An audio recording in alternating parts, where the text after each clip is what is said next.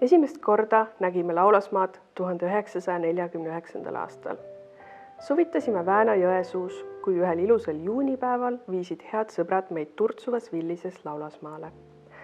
Aeg oli keerukas, sõja jäljed alles kaotamata, kuid Laulasmaa mõjus oma peaaegu puutumata looduslikus ilus nagu muinasjutt.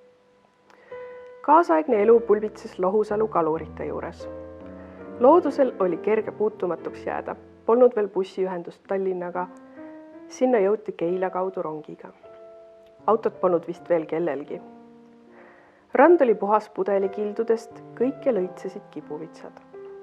Ainuke võõrkeha oli randa piirav okastraat, möödunud sõjamälestus.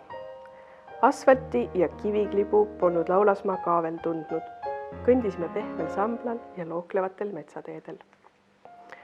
Suvel Eller ei töötanud, seepärast pole ka teoseid, mis oleksid seotud Laulasmaaga. Tõusime vara, kell 7. Läksime randa ja ma puhastasin meie supluskoha adrust. Nagu teistelgi suvitajatel oli meil oma liivaauk ja supelkoht. Tuulte eest kaitses kõrge kallas. Meie augus oli isegi pink helilooja jaoks. Selle monteerisid Elleri õpilased. Eller ei jätnud ühtegi hommikut suplemata, ei heidutanud teda vihm ega marutuul. Meri andis päevale häälestuse ja värskuse. Kella 11 bussiga tulid tavaliselt linnast külalised. Helilooja läks külalistega jalutama või randa, mina jäin lõunat valmistama. Jalutuskäigule järgnes lõuna, siis puhkus ja jälle rand.